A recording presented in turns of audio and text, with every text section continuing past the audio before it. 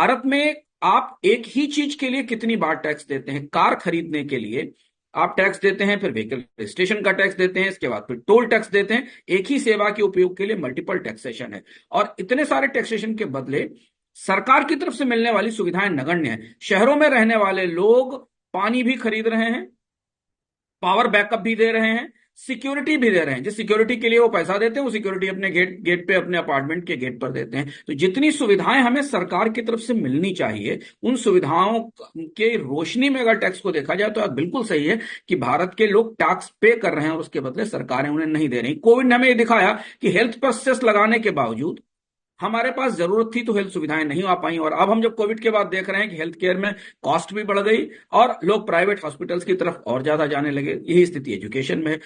भारत के urban area में 70-80% मध्य वर्ग के लोग टैक्स देते हैं शिक्षा के लिए सरकार को, एजुकेशन सेस देते हैं, बच्चों को पढ़ाते हैं प्राइवेट स्कूल में, और जो सामान वो खरीद रहे होते हैं बच्चों को पढ़ाने के लिए सब पे जीएसटी भी पे कर रहे होते हैं। तो ये जो असंगति है टैक्स की, इसे गहराई से समझना जरूरी है। संसद में अगर इस पर चर्चा हुई है और ये मामला उठा है तो सरकार को भारतीय टैक्स प्रणाली के से किसको क्या मिल रहा है इसे समझना जरूरी है। दूसरी बात है कि आप ये कहें कि टैक्स देना हमारा दायित्व है क्योंकि इससे वेल्थ का रिडिस्ट्रीब्यूशन होता है।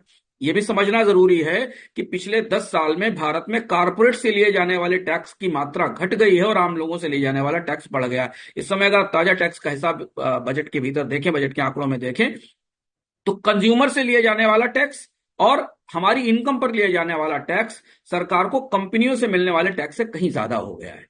यानी सरकार के राजस्व में ज्यादा पैसा लोग दे रहे हैं, कारपोरेट नहीं दे रहे हैं। ये परिस्थिति आज से 10 एक साल पहले विपरीत थी, जब कारपोरेट ज्यादा टैक्स देते थे और कंपनियां कम टैक्स देती थी। ठीक है, कारपोरेट्स को टैक्स रियायतें दी जाएं, पर हम बाद में घूमकर वहीं आते हैं शुरुआत में, फिर जिनको टैक्स रियायतें दी गई उन्होंने रोजगार क्यों नहीं दिया? यही बात तो आर्थिक समीक्षा पूछ रही है। तो टैक्सेशन बढ़ा है, डायरेक्ट इनडायरेक्ट टैक्सेशन बढ़ा है पूरे देश के अंदर, अलग अलग जगह। अब निवेश एक हिस्सा बचा था, उस पर भी सरकार ने कैपिटल गेन्स टैक्स की दर बढ़ा दी। तो टैक्स बढ़ाना बुरा नहीं है, लेकिन टैक्स के साथ लोगों की इनकम भी